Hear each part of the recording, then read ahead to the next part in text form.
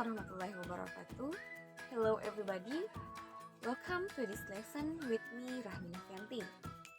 Well everybody, this video is about giving advice in English. This lesson for students at grade 11 in senior high school. In this video, you will learn how to give an advice to other people and make sure that your sentence is a polite sentences. Well, keep watching this video.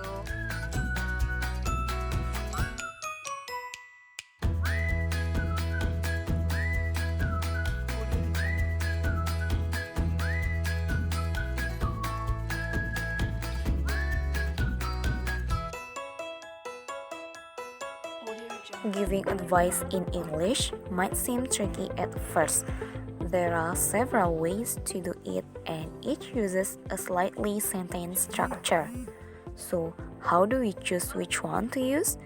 Find out the ways in this video to give an advice in English.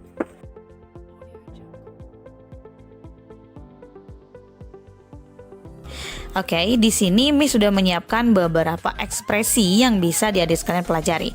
Yang pertama, giving advice, kita menggunakan modal auxiliaries, di mana di situ ada kata should dan juga of. Contohnya, you should do more exercise. You should do your exercise. You should leave her. You ought to do more exercise. You ought not to drink so much beer. You ought to stay here with me. You ought to leave now. It's already late. Ya, kemudian giving advice juga bisa menggunakan kalimat pertanyaan.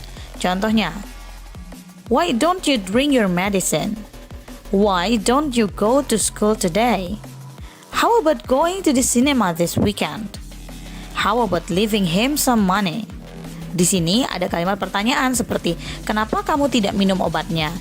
Kenapa kamu tidak pergi ke sekolah hari ini? Dan lain sebagainya. Menggunakan pertanyaan bisa juga sembari memberikan nasihat ataupun advice. Oke guys, selanjutnya selain menggunakan question, di sini juga bisa using the object point of view. Artinya kita menempatkan diri kita pada seorang teman yang ingin kita berikan nasihat. Contohnya menjadi seperti ini. If I were you, I wouldn't eat that. I would be careful if I were you. I would go to the doctor if I were you. I wouldn't go there if I were you. If I were you, I would study more. Di sini ada kata-kata kalau saya jadi kamu, seperti itu. Contohnya yang pertama, kalau saya jadi kamu, saya nggak akan makan itu. If I were you, I wouldn't eat that. Dan lain sebagainya. Jadi bisa menggunakan object point of view ataupun menempatkan diri kita terhadap teman yang ingin kita berikan sebuah nasihat. Oke guys, next bisa juga menggunakan suggestion and recommendation word.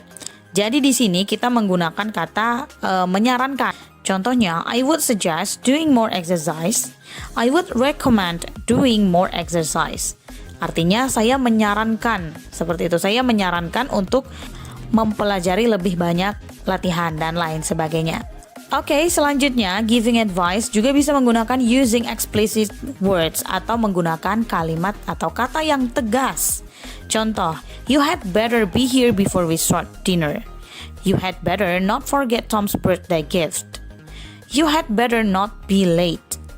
You had better unplug the toaster before you try to clean it. You had better not drink so much beer or you will get fat. Oke guys, itu tadi adalah beberapa ekspresi untuk giving advice, memberikan nasihat atau saran kepada seorang teman ataupun seseorang yang menanyakan nasihat kepada kita. Selanjutnya di sini Miss juga menyiapkan example in dialogue, contoh di dalam sebuah dialog antara Tara dan juga Gina. Hello Gina, what are you doing in this library? Oh, hello Tara. I'm searching for a book that might be useful for my mathematics learning. I'm really awful with it. Well, if I were you, I would study more. Yeah, I know, but could you give me a suggest? Because mathematics seems so boring to me. I suggest you to try this book. It is a fantastic book for beginners. I don't know, I can't read mathematics alone. How if I have something that I don't understand? Let me think first. How about going to the mathematics tutor? they are expert of their field. It's a nice idea. I think I will search for mathematics tutor. Thank you for your advice, Tara. My pleasure. The important thing is we shouldn't be lazy to learn mathematics. Oke guys, dialog ini menceritakan ada seorang teman yang bernama Gina susah sekali memahami pelajaran matematika, dan si Tara ini menjelaskan ataupun memberikan nasihat bagaimana supaya si Gina ini bisa menguasai pelajaran matematika. Tugas kalian adalah menggarisbawahi mana sih yang merupakan kalimat giving advice.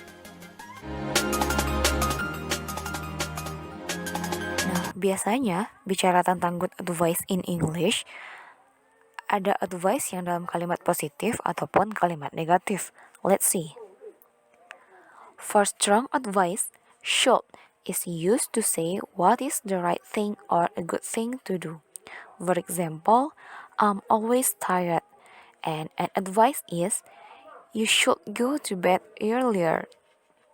And to the negative, use shouldn't to say that it is not a good thing to do or it is not the right thing. For example, you shouldn't play with lighters. Audio Jungle. Now it is your turn to do practice about our materials today. Good luck and be careful in answer the questions. Well, there are many ways to give an advice in English and in polite sentences. You can apply them in your daily activity and make sure you can do it fluently in your daily conversation. Thank you for watching. Assalamualaikum warahmatullahi wabarakatuh.